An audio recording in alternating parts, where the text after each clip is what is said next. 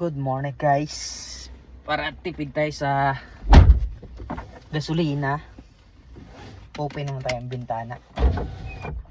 Open lang bintana kasi mahal ang gas. Mahal din ang gas dito sa Australia. So para tipid, open lang natin.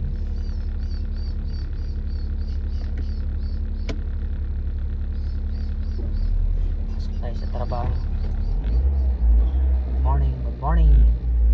Alas 8 dito. 6:30 dyan sa Pilipinas. Ayan ang bintana ngayon. Mahal din ang gasolina dito sa Australia. Daming mura. Pasok na tayo.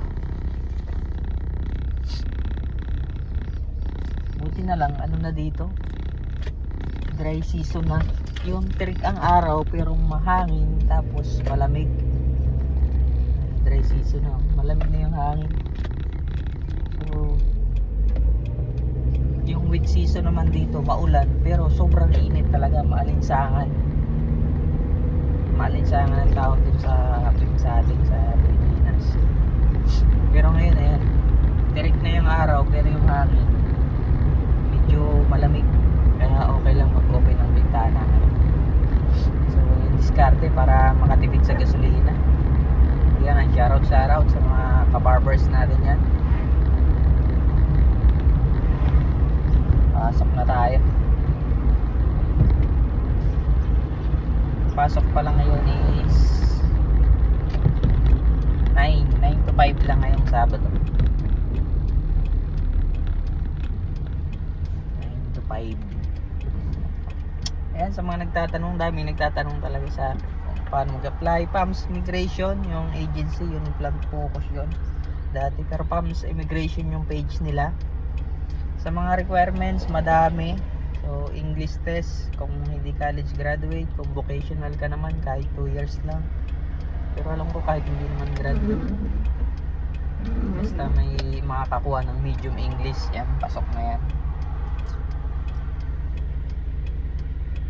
Malat yung labi ko, dry season na talaga.